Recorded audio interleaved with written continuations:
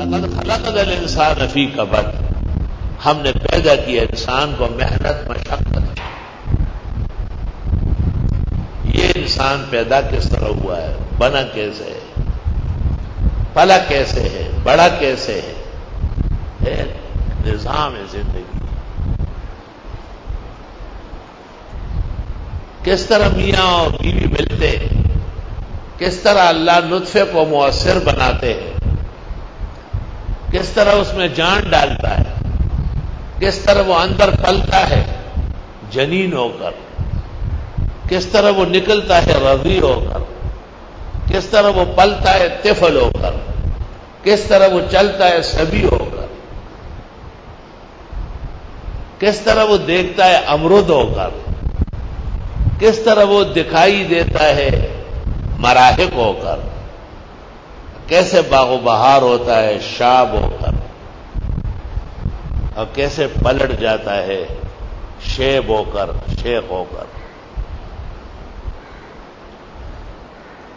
لقد خلقنا الانسان فی کبد، ہم نے انسان کو محنت مشقت پہ پیدا کیا۔ یہ کھیلے، یہ دوڑے، یہ کام کرے تو اچھا رہے گا، اور یہ بیٹھ جائے تو بس بیٹھ جائے گا۔ آیت سے استدلال کیا گیا ہے کہ ورزش ضروری ہے،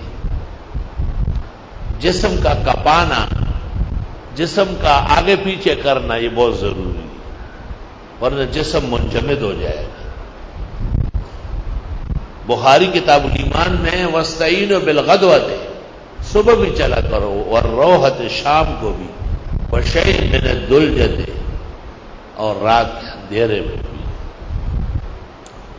لقد خلقنا الانسان فی کبد۔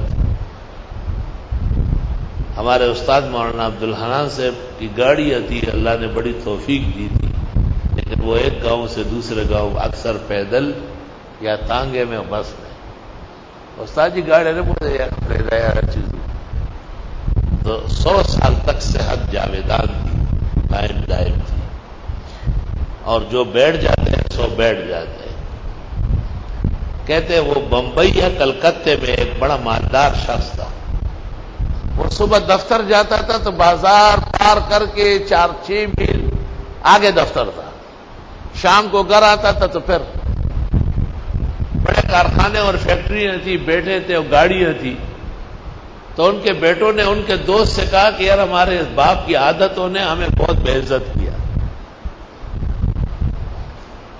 گاڑی استعمال کرے۔